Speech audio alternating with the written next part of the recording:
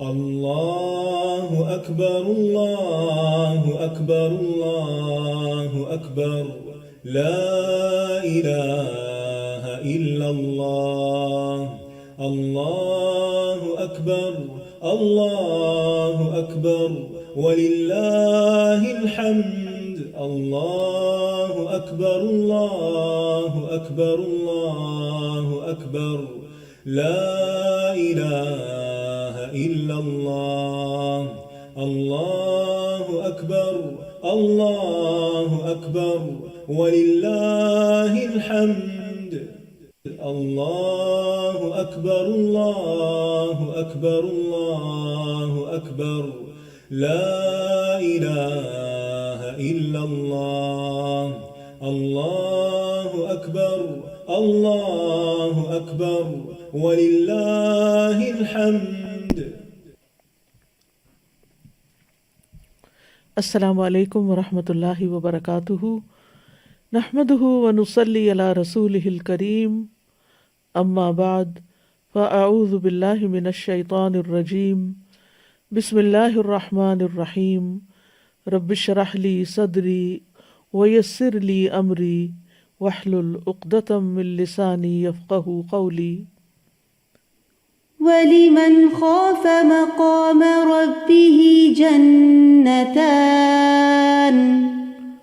وَلِمَنْ خَافَ مَقَامَ رَبِّهِ جَنَّتَانِ، اور اس شخص کے لیے جو اپنے رب کے سامنے کھڑا ہونے سے ڈر گیا دو باغ ہیں. انسان ہمیشہ باقی رہنے والی مخلوق ہے. اس کی زندگی کا تھوڑا سا حصہ اس دنیا میں گزرتا ہے اور باقی سارا آخرت میں، جو مرنے کے بعد کی زندگی ہوگی. یہ دنیا عمل کی جگہ ہے اور آخرت جزا کی. آخرت کے لیے سب کچھ ہمیں اسی دنیا میں ہی کرنا ہے.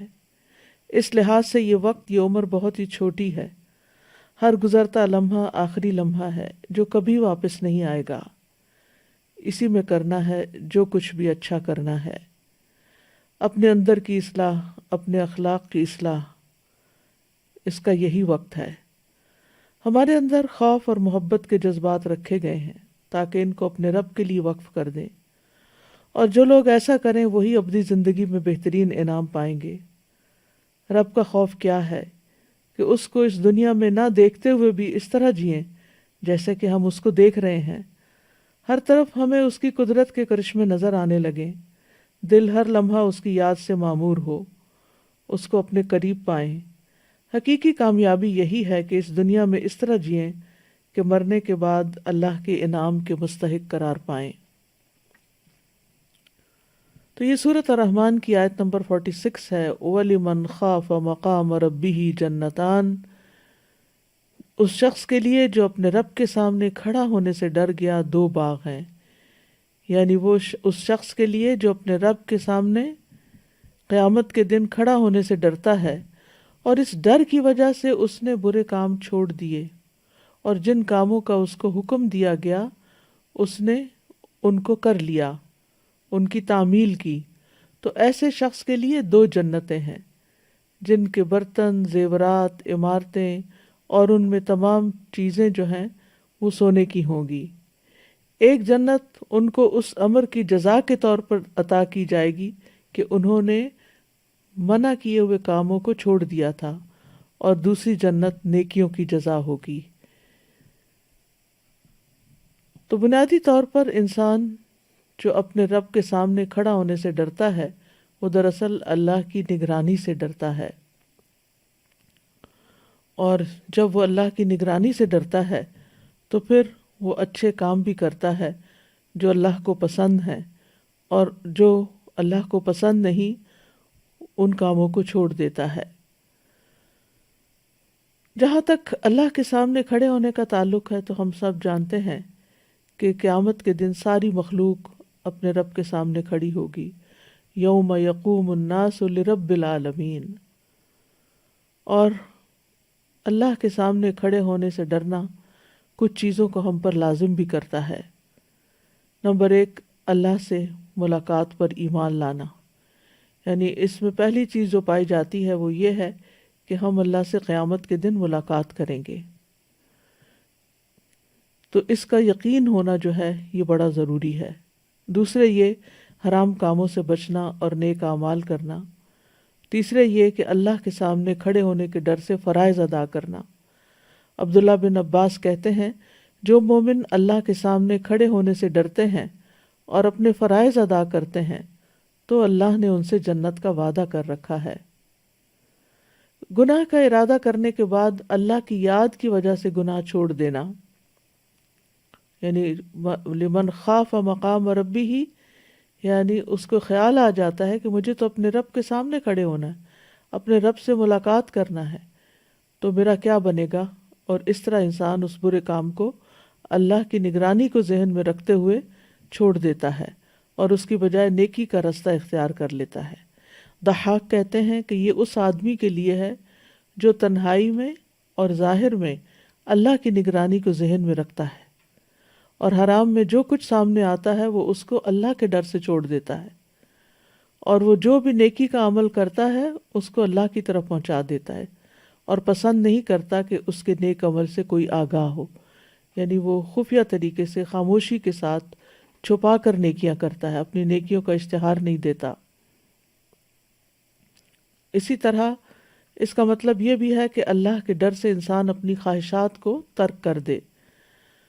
قرآن مجید میں آتا ہے وَأَمَّا مَنْ خَافَ مَقَامَ رَبِّهِ وَنَهَى النَّفْسَ عَنِ الْهَوَى فَإِنَّ الْجَنَّةَ هِيَ الْمَأْوَى، اور رہا وہ شخص جو اپنے رب کے سامنے کھڑا ہونے سے ڈر گیا اور اس نے نفس کو خواہش سے روک لیا تو بے شک جنت ہی اس کا ٹھکانہ ہے۔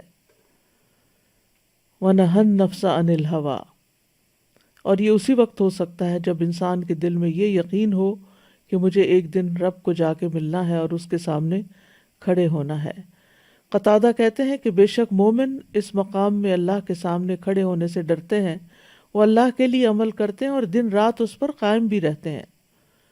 حسن بصری کہتے ہیں کہ انہوں نے اللہ کی اطاعت کی، یعنی یہ وہ لوگ ہیں جو اللہ کی اطاعت کرتے ہیں اور اس میں خوب محنت کرتے ہیں اور ڈرتے رہتے ہیں کہ کہیں ان کے اعمال ریجیکٹ نہ کر دیے جائیں، یعنی اللہ تعالیٰ کہیں ان کو پسند نہ کرے اور قبول نہ کرے، تو اس بات کا انہیں بہت ڈر ہوتا ہے۔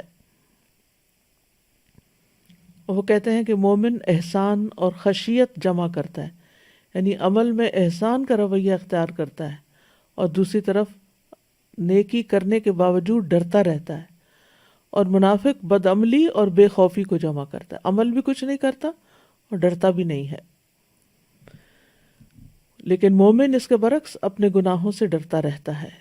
عبداللہ بن مسعود کہتے ہیں کہ مومن اپنے گناہوں کو ایسے سمجھتا ہے کہ وہ ایک پہاڑ کے دامن میں بیٹھا ہے کہ کہیں پہاڑ اس پر گر نہ جائے، اور فاجر اپنے گناہوں کو ایسے سمجھتا ہے کہ ناک پر مکھی بیٹھی ہو اور اس نے ہاتھ سے اڑا دی، یعنی کوئی بات ہی نہیں، بڑے سے بڑا غلط کام کر کے کیئرلیس ایٹیٹیوڈ، اور اس پر نہ ڈرنا، نہ توبہ کرنا اور نہ اس سے باز آنا۔ حقیقت یہ ہے کہ مومن کا خوف جنت میں پہنچ کر ہی ختم ہوگا، اس سے پہلے کے سارے مرحلے، خواہ وہ دنیا میں رہتا ہو، خواہ وہ قبر کی زندگی ہو، خواہ وہ حشر ہو، وہ ہمیشہ اللہ سے ڈرتا ہی رہتا ہے۔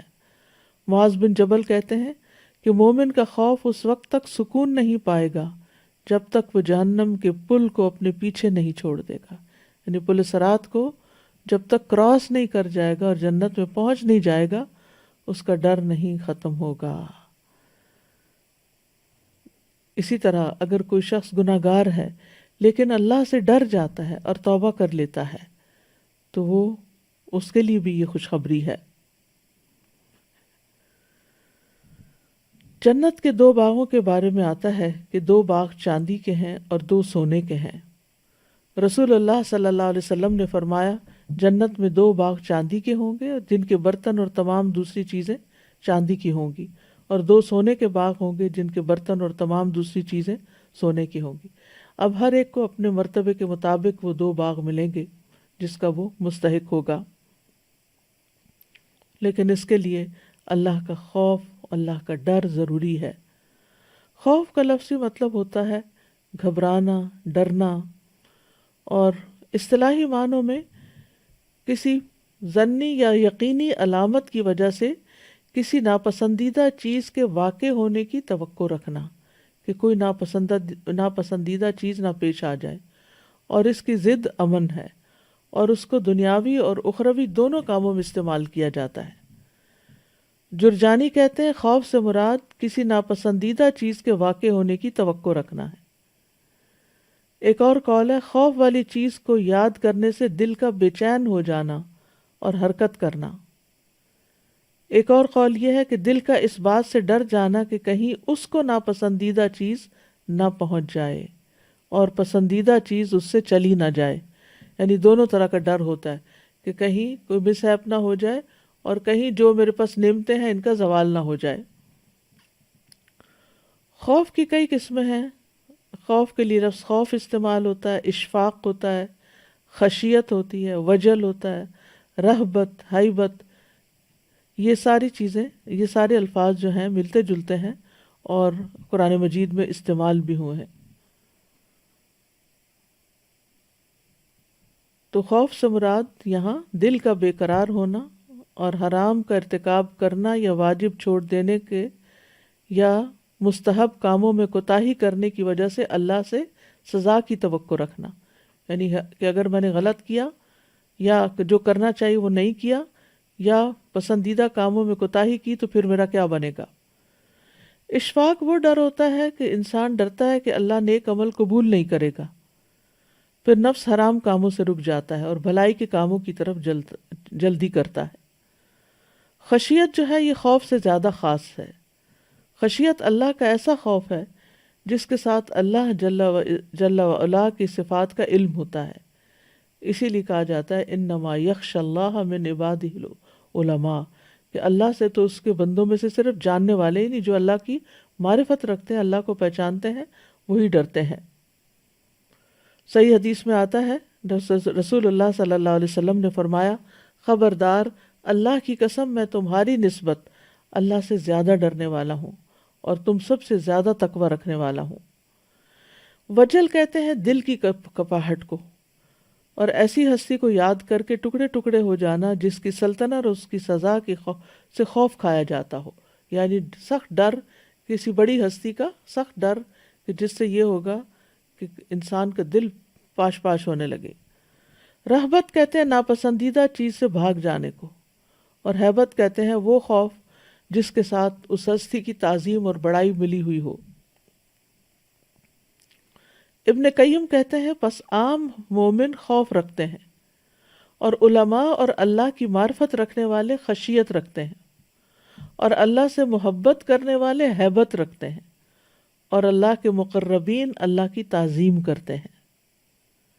تو عام لوگ ڈرتے ہیں، علماء معرفت رکھنے والی خشیت رکھتے ہیں، اور اللہ سے محبت کرنے والے ہیبت کا شکار ہوتے ہیں،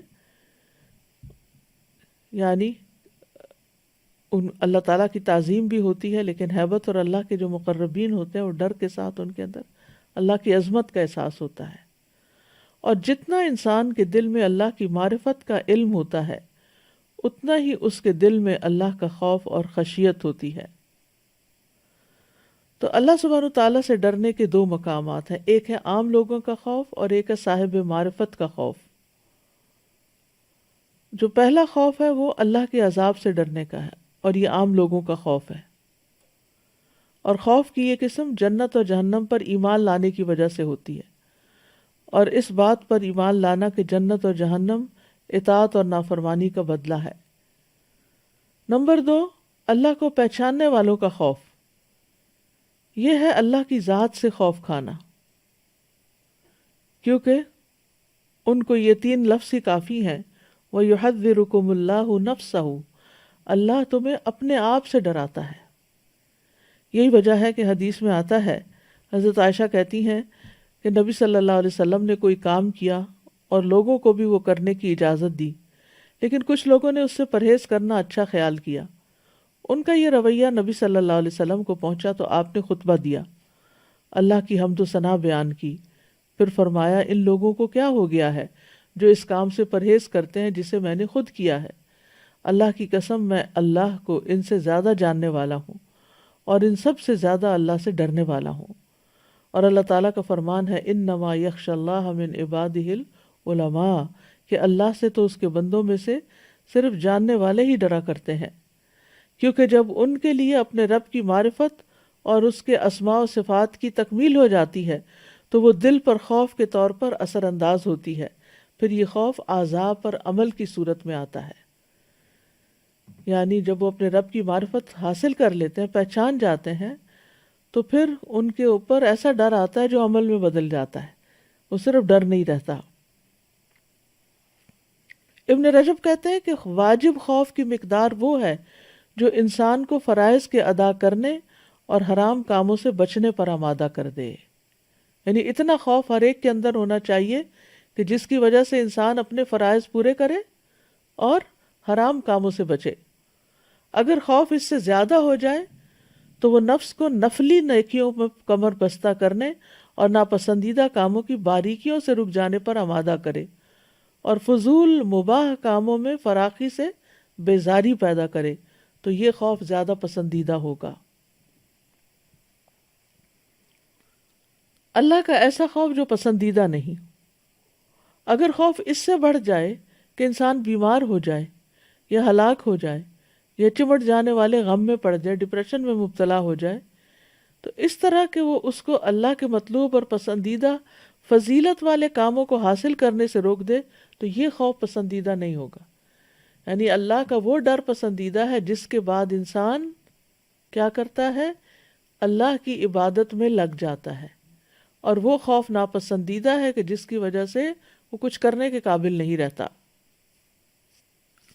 ابن قیم کہتے ہیں کہ قابل تعریف اور سچا خوف وہ ہوتا ہے جو انسان اور اللہ عز و جل کی حرام کردہ چیزوں کے درمیان حائل ہو جائے، ان کے درمیان حائل ہو جائے۔ بس اگر یہ خوف اس سے آگے بڑھ جائے تو پھر خطرہ ہے کہ مایوسی اور نا امیدی پیدا ہو جائے گی۔ ابو عثمان کہتے ہیں کہ سچا خوف وہ ہے کہ ظاہری اور باطنی گناہوں سے بچ جانے پر آمادہ کرے۔ یعنی اصل خوف کیا ہے؟ کہ انسان سامنے اور چھپ کے کہیں بھی غلط کام نہ کرے۔ ایک طبعی خوف بھی ہوتا ہے، اس پر بندے کو ملامت نہیں کی جاتی، بشرطے کہ یہ خوف واجب کو چھوڑنے یا کسی حرام فعل کے ارتکاب کی طرف نہ لے جائے، اور اگر وہ خوف بلا وجہ ہو یا اس کی وجہ کمزور ہو، جیسا کہ کوئی اندھیرے سے ڈرتا ہو یا اس خوف کا سبب کوئی وہم ہو، تو یہ خوف قابل مذمت ہے، یہ بھی پسندیدہ خوف نہیں ہے۔ تو اللہ سے ڈرنے کا معیار کیا ہے؟ نبی صلی اللہ علیہ وسلم نے فرمایا تم اللہ سے اس طرح ڈرو گویا تم اللہ کو دیکھ رہے ہو۔ اگر یہ مرتبہ حاصل نہ ہو تو کم از کم اتنا یقین رکھو کہ اللہ تمہیں دیکھ رہا ہے۔ لیکن یہ یاد رکھیے کہ خوف کے ساتھ محبت کا ہونا بھی ضروری ہے۔ مومن کے دل میں جتنا اللہ کا ڈر ہو اتنی ہی اس سے اچھی امید بھی ہونی چاہیے، جبکہ اللہ کی محبت سب سے زیادہ ہونی چاہیے۔ محبت توحید کی شرائط میں سے ایک شرط ہے۔ والذین آمنوا اشد حبا للہ، ایمان والے ہی سب سے زیادہ اللہ سے محبت رکھتے ہیں۔ تو ہمیں امید اور خوف دونوں کے ساتھ اپنے رب کو پکارنا چاہیے۔ قرآن مجید میں آتا ہے اولئک الذین یدعون ربہم اولئک الذین یدعون یبتغون الی ربہم الوسیلۃ ایہم اقرب ویرجون رحمتہ ویخافون عذابہ ان عذاب ربک کان محذورا۔ یہ سورۃ بنی اسرائیل کی آیت 57 ہے۔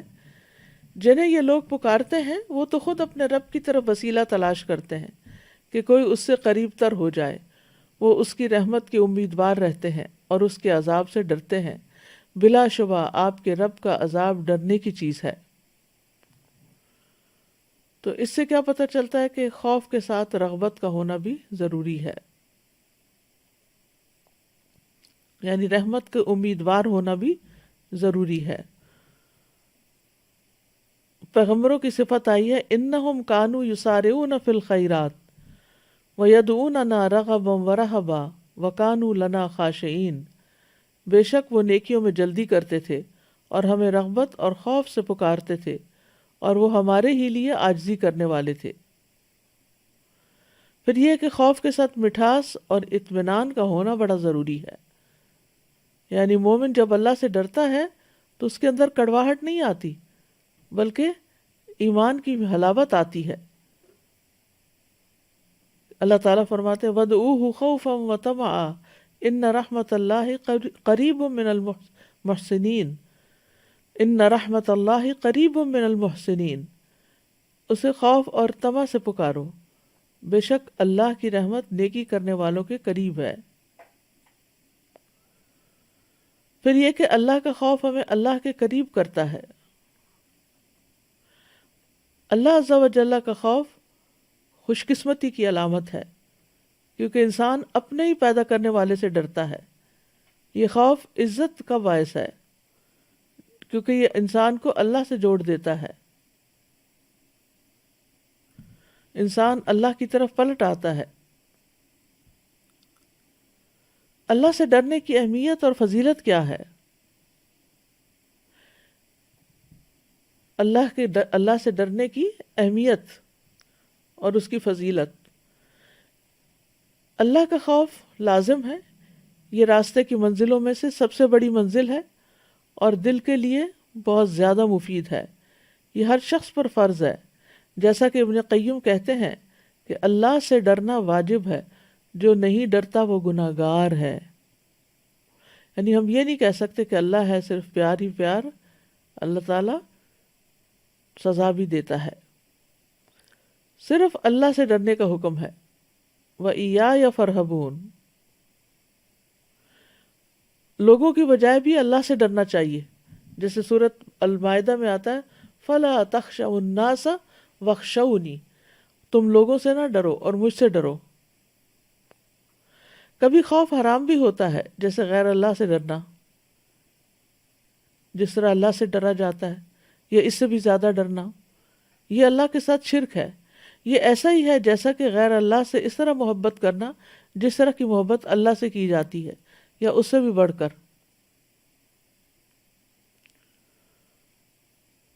اللہ سبحانہ وتعالیٰ قرآن مجید میں فرماتے ہیں وَلَقَدْ وَصَّيْنَا الَّذِينَ أُوتُوا الْكِتَابَ وَلَقَدْ وَصَّيْنَا الَّذِينَ أُوتُوا الْكِتَابَ مِن قَبْلِكُمْ وَإِيَّايَ أَنِ اتَّقُوا اللَّهَ، اور بلا شبہ ہم نے ان لوگوں کو جنہیں تم سے پہلے کتاب دی گئی اور تمہیں بھی تاکیدی حکم دیا کہ اللہ کا تقوی اختیار کرو، یعنی اللہ سے ڈرو۔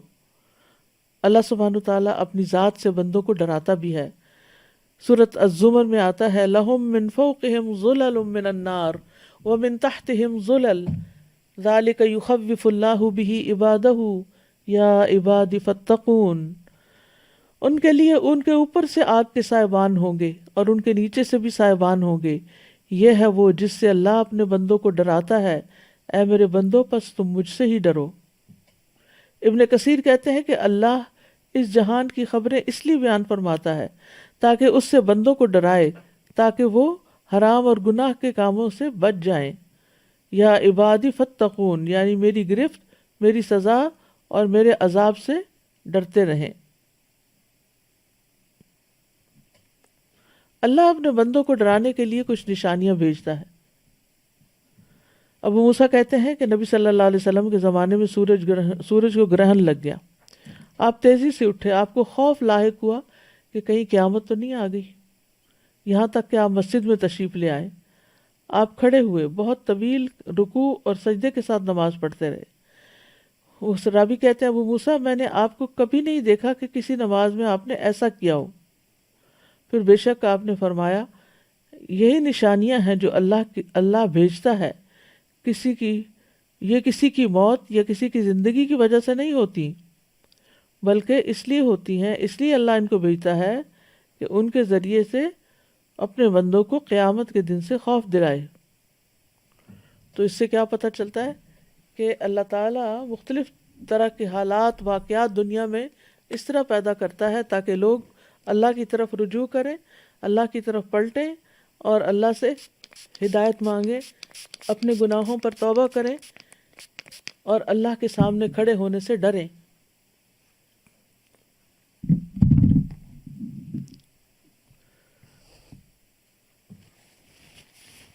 سورۃ الزمر میں آتا ہے لہم من فوقہم ظلل من النار ومن تحتہم ظلل ذالک یخوف اللہ بہ عبادہ یا عباد فاتقون.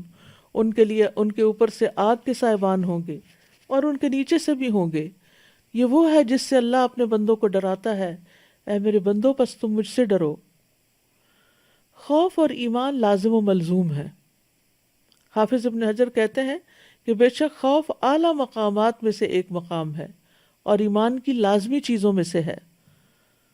قرآن مجید میں آتا ہے سورۃ آل عمران میں فَلَا تَخَافُوهُمْ وَخَافُونِ إِن كُنتُم مُؤْمِنِينَ. تم ان سے مت ڈرنا، مجھ سے ڈرنا اگر تم مومن ہو. تو اس آیت میں اکیلے اللہ سے ڈرنے کا حکم دیا جا رہا ہے اور یہ ایمان کا لازمی جزو ہے. جتنا انسان کے دل میں ایمان ہوتا ہے وہ اتنا ہی زیادہ اللہ سے ڈرتا ہے. نیک بندے اور خالص دل کے حامل لوگ ہمیشہ اللہ سے ڈرتے ہیں. یہ انبیاء کی صفت بھی ہے، فرشتوں کی صفت بھی ہے. سورۃ النحل میں آتا ہے وَلِلَّهِ يَسْجُدُ مَا فِي السَّمَاوَاتِ وَمَا فِي الْأَرْضِ مِن دَابَّةٍ وَالْمَلَائِكَةُ وَهُمْ يَسْتَكْبِرُونَ يَخَافُونَ رَبَّهُم مِّن فَوْقِهِمْ وَيَفْعَلُونَ مَا يُؤْمَرُونَ.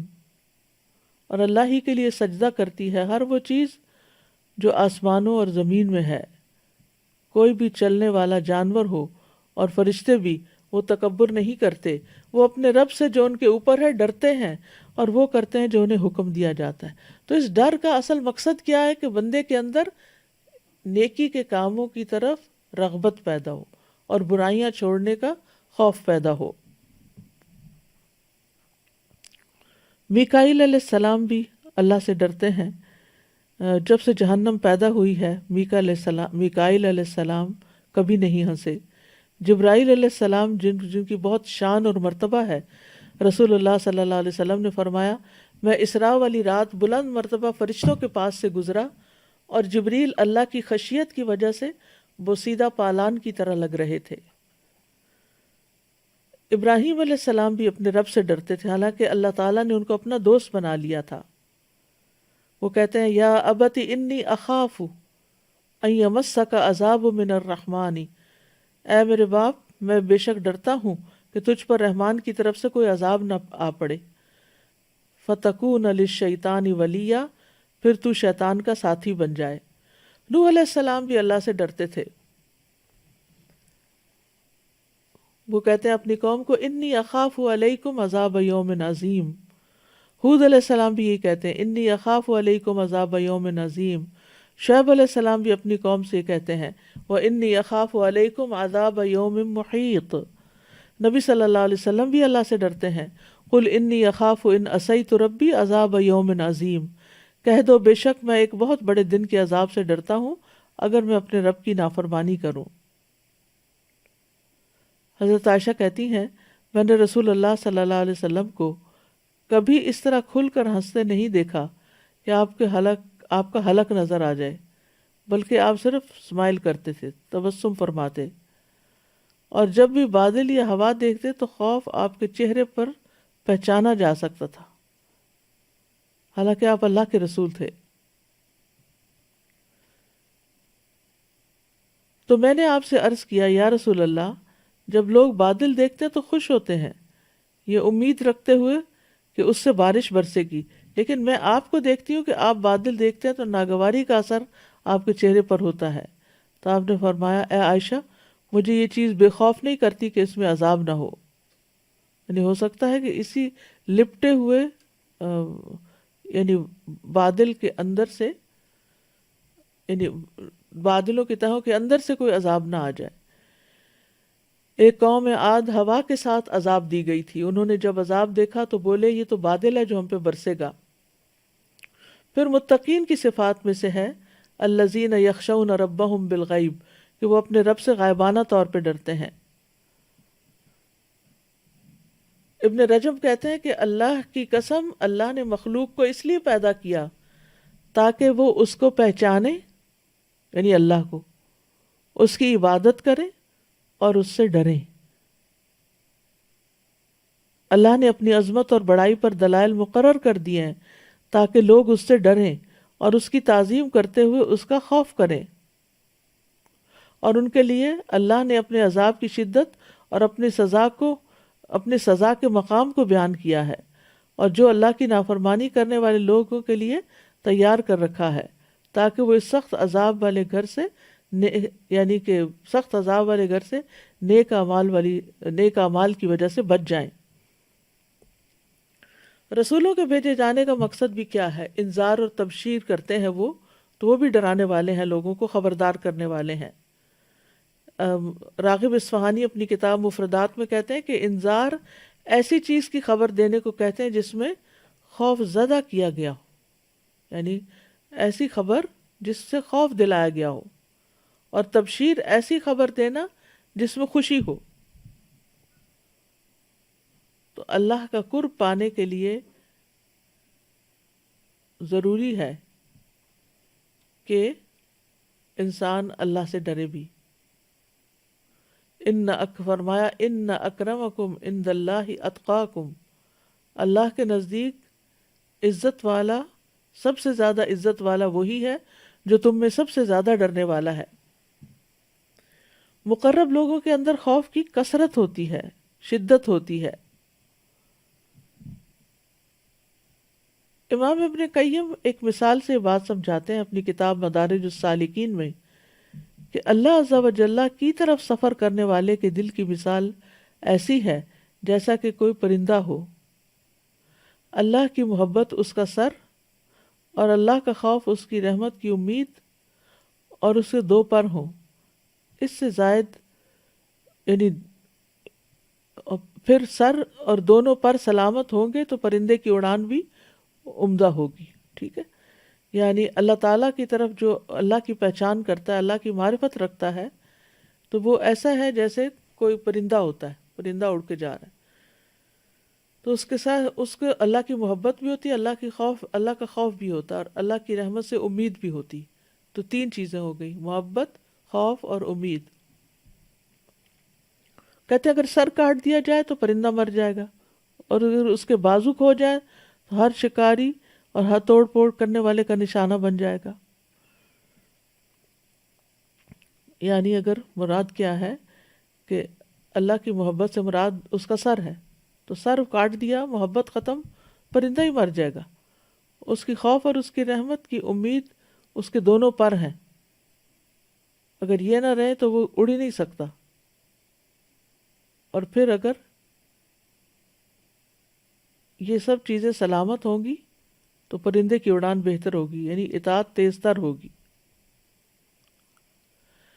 سلف صالحین بھی اللہ سے ڈرا کرتے تھے۔ حضرت عمر کہتے ہیں کہ اگر کوئی آسمان سے اعلان کرنے والا اعلان کرے کہ اے لوگو تم سب لوگ جنت میں جا رہے ہو، صرف ایک آدمی نہیں جائے گا، تو مجھے ڈر ہوگا کہ کہیں وہ میں ہی نہ ہوں۔ ابن عمر کہتے ہیں کہ عمر رضی اللہ عنہ کا سر اس بیماری میں میری ران پہ تھا جس میں وہ فوت ہوئے، تو انہوں نے مجھے کہا میرا سر نیچے رکھ دو، تو میں نے ان کا سر زمین پر رکھ دیا۔ پھر انہوں نے کہا اگر اللہ مجھ پر رحم نہ کرے تو میرے اور میری ماں کے لیے بربادی ہو، یعنی اللہ کی رحمت ہوگی تو ہی ہم پار لگیں گے۔ اللہ کے خوف کے فائدے کیا ہیں؟ نمبر 1، کامیابی ملتی ہے، دنیا میں بھی آخرت میں بھی۔ پھر نجات ملتی ہے۔ رسول اللہ صلی اللہ علیہ وسلم نے فرمایا 3 چیزیں نجات دینے والی ہیں، جن میں سے ایک چھپے اور ظاہر اللہ کا ڈر، اللہ کی خشیت۔ پھر اللہ کے ڈر کی وجہ سے گناہ چھوڑنے پر نیکی لکھ دی جاتی ہے۔ اللہ کے خوف سے بہنے والے آنسو جو ہیں وہ اللہ تعالیٰ کو بہت زیادہ پسندیدہ ہیں۔ فرمایا اللہ کے نزدیک 2 قطروں اور 2 نشانوں سے زیادہ کوئی چیز محبوب نہیں۔ ایک وہ قطرہ جو اللہ کے خوف سے آنسو بن کر نکلے،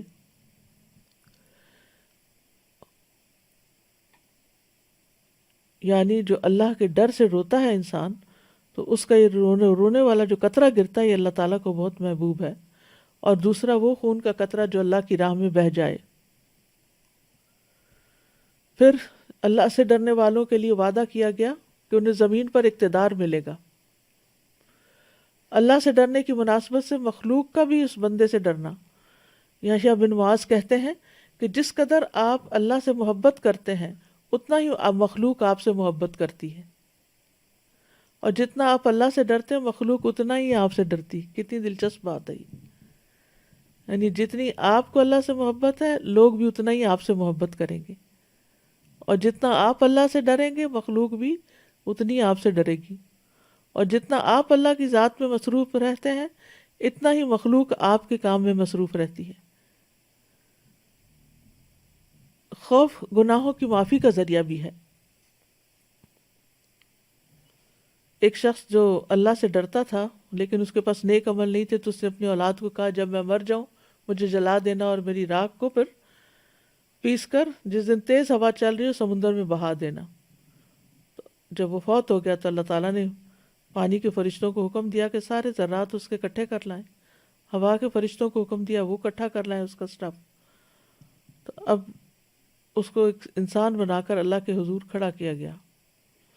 تو اللہ تعالیٰ نے پوچھا کہ اس کام پر تجھے کس چیز نے مجبور کیا تھا؟ اس نے کہا یا رب آپ کے خوف کی وجہ سے. اس پر اللہ تعالیٰ نے اس کی بخشش فرما دی. پھر قرآن مجید سے پتہ چلتا ہے کہ مغفرت اور اجر کبیر کا باعث ہے خوف. ان الذین یخشون ربہم لہم مغفرۃ و اجر کبیر. یقیناً جو لوگ اپنے رب سے بن دیکھے ڈرتے ہیں ان کے لیے بہت بڑی بخشش اور بہت بڑا اجر ہے. کہ آج دنیا میں ڈرنا جو ہے وہ قیامت کے دن امن کا باعث ہوگا. حساب کے دن کا اطمینان ہوگا.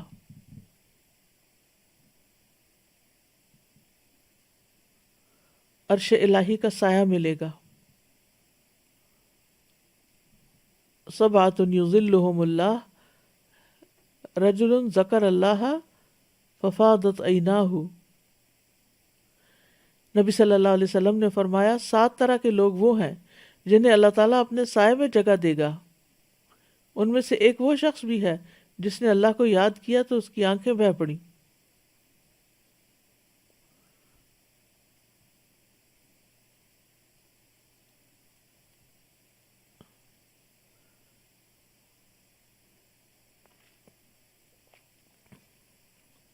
جو شخص اللہ سے ڈرتا ہے اللہ تعالیٰ اس سے راضی ہوتا ہے.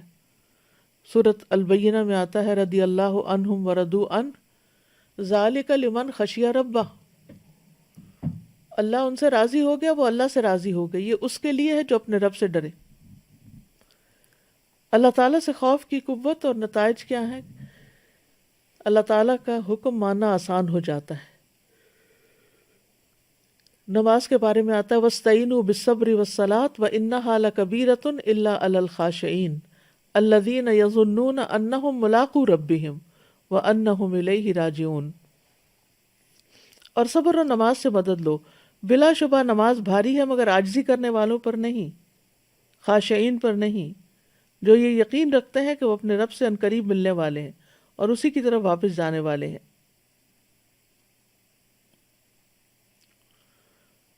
پھر نیک اعمال میں سبقت کا جذبہ پیدا کرتا ہے.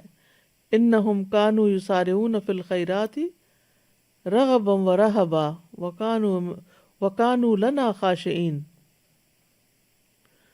بے شک وہ نیکیوں میں جلدی کرتے تھے اور ہمیں رغبت اور خوف سے پکارتے تھے اور ہمارے ہی لیے عاجزی کرنے والے تھے. ابن تیمیہ رحمہ اللہ کہتے ہیں ہر وہ شخص جو اللہ کی نافرمانی کرتا ہے پس وہ جاہل ہے. ہر وہ شخص جو اللہ کی نافرمانی کرتا ہے وہ جاہل ہے، اور ہر وہ شخص جو ڈرتا ہے وہ عالم اور اطاعت گزار سے اللہ سے ڈرنے والا، موت سے پہلے نیک اعمال کی طرف دوڑنے والا ہے.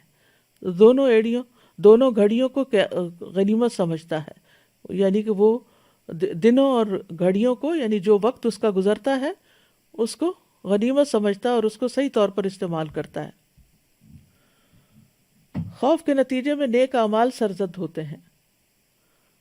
خوف اللہ کی اطاعت کے کام کرواتا ہے، فرائض کی پابندی کراتا ہے، لوگوں کی خدمت کراتا ہے. یوفون بالنذر ویخافون یوما کان شرہ مستطیرا وَيُطْعِمُونَ الطَّعَامَ عَلَى حُبِّهِ مِسْكِينًا وَيَتِيمًا وَأَسِيرًا إِنَّمَا نُطْعِمُكُمْ لِوَجْهِ اللَّهِ لَا نُرِيدُ مِنْكُمْ جَزَاءً وَلَا شُكُورًا إِنَّا نَخَافُ مِنْ رَبِّنَا يَوْمًا عَبُوسًا قَمْطَرِيرًا. یعنی اللہ سے ڈرنے والے کون ہوتے ہیں؟ جو اپنی نظر پوری کرتے ہیں. اس دن یعنی قیامت کے دن سے ڈرتے ہیں جس دن مصیبت ہر طرف پھیلی ہوئی ہوگی. اور وہ کھانا کھلاتے ہیں اس کی محبت میں مسکین، یتیم اور قیدی کو، اور کہتے ہیں ہم تو صرف اللہ کے چہرے کی خاطر تمہیں کھلاتے ہیں، نہ تم سے کوئی بدلہ چاہتے ہیں اور نہ شکریہ. یقیناً ہم اپنے رب سے اس دن سے ڈرتے ہیں جو بہت منہ بنانے والا، سخت تیوری چڑھانے والا ہے. اس خوف کے نتیجے میں قرآن کا اثر دل پر ہونے لگتا ہے. یہ خوف اللہ کا بندوں کو حدود کے اندر رکھتا ہے.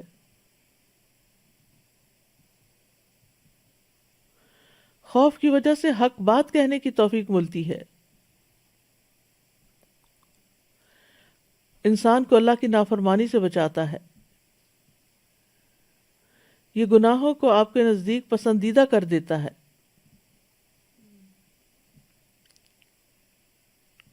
یہ خوف جو ہے گناہوں کو آپ کے نزدیک ناپسندیدہ کر دیتا ہے، یعنی نفرت ہونے لگتی ہے گناہوں سے. غلط فعل سے انسان کو بچاتا ہے، ظلم کرنے سے روکتا ہے. کان اللہ کی نافرمانی کی آوازیں سننے سے بچتے ہیں. آنکھیں محارم کو دیکھنے سے بچتی ہیں، یعنی حرام کردہ چیزوں کو نہیں دیکھتی. ہاتھ سلامتی دینے والے بنتے ہیں، پھر قدم اللہ کے راستے میں اٹھتے ہیں. خوف برائی کا حکم دینے والے نفس کا علاج بھی ہے. خواہش نفس سے روکتا ہے، خواہشات پر غالب آنے کی طاقت دیتا ہے، گناہوں کی لذت کو ختم کر دیتا ہے. ابن قیم کہتے ہیں خوف کے نتائج میں سے یہ ہے کہ خوف خواہشات کا قلع کما کر دیتا ہے اور لذتوں کو بے مزہ کر دیتا ہے. پس جو نافرمانیاں ان کو محبوب ہوتی ہیں وہ ناپسندیدہ اور بے مزہ لگنے لگتی ہیں. یعنی جب اللہ کا ڈر آتا ہے تو نافرمانی کے کاموں سے دل اچاٹ ہو جاتا ہے. اپنے گناہوں کی معرفت کرواتا ہے. انسان کو باریک گناہ نظر آنے لگتے ہیں. انسان گناہوں کو مٹانے کی دعائیں کرنے لگتا ہے. وہ ایسی دعائیں مانگتا ہے، رب اغفر لی خطیئتی و جہلی و اسرافی فی امری کلی وما انت عالم بہ منی اللہم اغفر لی خطایای و عمدی و جہلی و ہزلی و کل ذالک عندی اللہم اغفر لی ما قدمت وما اخرت وما اسررت وما اعلنت انت المقدم و انت المؤخر و انت علی کل شیء قدیر. اے میرے رب، میری خطا، میری نادانی اور تمام معاملات میں میرے حد سے تجاوز کرنے میں میری مغفرت فرما، اور وہ گناہ بھی جن کو تو مجھ سے زیادہ جاننے والا ہے. اے اللہ میری مغفرت کر، میری خطاؤں میں، میرے ارادے کے ساتھ کیے کاموں اور بلا ارادہ کاموں میں، اور میری ہنسی مزاح کے کاموں میں، اور یہ سب میری ہی طرف سے ہیں. اے اللہ میری مغفرت کر ان کاموں میں جو میں کر چکا ہوں اور انہیں جو کروں گا، اور جنہیں میں نے چھپایا اور جنہیں میں نے ظاہر کیا. تو سب سے پہلے ہے اور تو ہی سب سے بعد میں ہے، اور تو ہر چیز پر قدرت رکھنے والا ہے. اللہ کا خوف انسان کو دنیا میں گناہوں سے پاک ہونے کی دعوت دیتا ہے. خوف انسان کو بہادر بنا دیتا ہے. غیر اللہ کا خوف دل سے نکال دیتا ہے. اصل منزل تک پہنچنے کی فکر لگا دیتا ہے. نبی صلی اللہ علیہ وسلم نے فرمایا، من خاف ادلج ومن ادلج بلغ المنزل الا ان سلعۃ اللہ غالیہ الا ان سلعۃ اللہ الجنہ. نبی صلی اللہ علیہ وسلم نے فرمایا، جو ڈر گیا وہ اول رات چل پڑا، یعنی جلدی نیک کام شروع کر دے گا، اور جو اول رات چل پڑا وہ منزل پہ پہنچ گیا. سن لو اللہ کا سودا بڑا مہنگا ہے، سن لو اللہ کا سودا جنت ہے.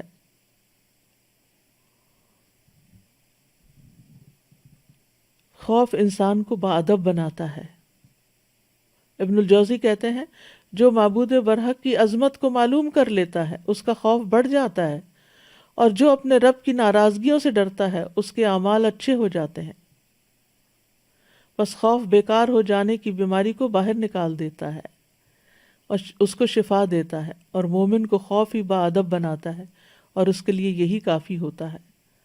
حسن بصری کہتے ہیں میں کچھ لوگوں کے ساتھ رہا ہوں، جتنا تم اپنی برائیوں پر عذاب دیے جانے سے ڈرتے ہو وہ اس سے زیادہ اپنی نیکیوں کے رد ہو جانے سے ڈرتے تھے، کہ ہم نے جو نیک کام کیے ہیں پتہ نہیں اللہ تعالیٰ کو قبول بھی ہوں گے کہ نہیں۔ خوف دل کو عاجزی اختیار کرنے والا بنا دیتا ہے، دل کو نرم کرتا ہے، انسان کے اندر عاجزی اور انکساری پیدا کرتا ہے، نصیحت سننے کے قابل بناتا ہے۔ انما انت منذر من یخشاہا فذکر ان نفعت الذکری سیذکر من یخشا۔ اللہ کا خوف نہ ہونے کے نقصانات بھی ہیں، اور اس میں کیا ہے؟ دل کا بگاڑ، گناہوں پر جرأت ہونا، اللہ کے عذاب کو دعوت دینا، بڑی بڑی باتیں کرنا، نصیحت قبول نہ کرنا، دین کھیل تماشا بن جانا، اور دنیا میں انتہائی منمک ہونا۔ اللہ کا خوف کیسے پیدا کیا جائے؟ سب سے پہلی چیز ہے اللہ کی معرفت، اللہ کی پہچان۔ نبی صلی اللہ علیہ وسلم نے فرمایا بس اللہ کی قسم میں اللہ کو ان سب سے زیادہ جانتا ہوں اور ان سب سے زیادہ اللہ سے ڈرنے والا ہوں۔ احمد بن عاصم انطاکی کہتے ہیں جو اللہ کے بارے میں جتنی معرفت زیادہ رکھتا ہے وہ اللہ سے اتنا زیادہ ڈرتا ہے۔ جو اللہ کو جتنا زیادہ پہچانتا ہے اتنا اس کے اندر ڈر زیادہ ہوتا ہے۔ پھر اللہ کی ذات اور اس کی قدرت اور عظمت میں غور کرنا، اپنے اندر یقین پیدا کرنا، یعنی یقین کا تھوڑا سا حصہ بھی دل میں داخل ہو جائے تو دل کو نور سے بھر دیتا ہے اور شک دور کر دیتا ہے، اور انسان کا دل شکر سے بھر جاتا ہے اور اللہ کے خوف سے بھی بھر جاتا ہے۔ اللہ کے بارے میں جاننے والے کا ہنسنا کم ہو جاتا ہے، اس سے اللہ کی قدرت کا علم ہو جاتا ہے۔ اس پر یقین رکھنا کہ اللہ چھپا کھلا سب جانتا ہے۔ اللہ کی حکمتیں اس بندے کو سمجھ آنے لگتی ہیں۔ انسان اللہ کی ذات کو جب پہچانتا ہے تو ساتھ ہی اپنی کمزوریوں اور کوتاہیوں کو بھی جانتا ہے۔ قرآن مجید میں غور و فکر کرنا۔ ابن قیم کہتے ہیں کسی بھی بندے کے لیے قرآن کی قرأت اس میں لمبا غور و فکر کرنے اور اپنی سوچ کو آیات کے معنی کے اوپر مرکوز کرنے سے بڑھ کر اس کی زندگی اور آخرت میں زیادہ فائدہ مند اور اس کی نجات کو زیادہ قریب کرنے والی کوئی چیز اور نہیں۔ ابن الجوزی کہتے ہیں اللہ کی قسم اگر کوئی عقل مند مومن سورۃ الحدید، سورۃ الحشر کی آخری آیات، آیت الکرسی، سورۃ اخلاص غور و فکر اور تدبر کے ساتھ پڑھ لے تو اس کا دل اللہ کی خشیت سے پھٹ جائے اور وہ اپنے رب کی عظمت پر حیران رہ جائے۔ قرآن مجید سے رقت طاری ہو جانا، انبیاء اور نیک لوگوں کی سیرت کو جاننا۔ امام غزالی کہتے ہیں انبیاء اور صحابہ کی سیرتوں کو جاننا اس خوف میں بھی دلایا جاتا ہے اور ڈرایا بھی یعنی اس میں خوف بھی دلایا جاتا ہے یعنی سیرتوں کے اندر، اور ڈرایا بھی جاتا ہے۔ یہ معرفت اللہ کے خوف کو ابھارنے کا سبب ہے۔ اگر وہ فوری طور پر اپنا اثر نہ ڈالے تو بالآخر انجام کار میں وہ ضرور ڈالے گا۔ برے انجام میں غور و فکر کرنے سے اللہ کا خوف پیدا ہوتا ہے۔ موت اور آخرت کا تذکرہ کرتے رہنا، حشر کے دن کو سوچنا،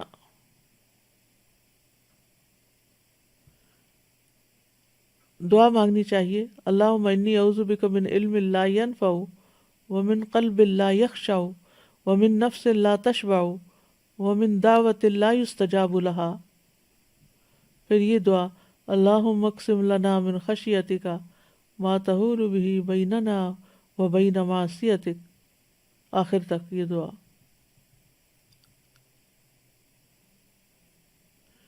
پھر اللہ سے ڈرنے والے بننے کی دعا کرنا۔ تو کرنے کے کام یہی ہے کہ انسان وہ تمام ذرائع اختیار کرے کہ جس سے انسان کے اندر اللہ کا خوف پیدا ہو، نہ کہ اللہ سے دوری۔ وآخر دعوانا ان الحمد للہ رب العالمین۔ سبحانک اللہم و بحمدک، اشہد ان لا الہ الا انت، استغفرک و اتوب الیک۔ السلام علیکم ورحمۃ اللہ وبرکاتہ۔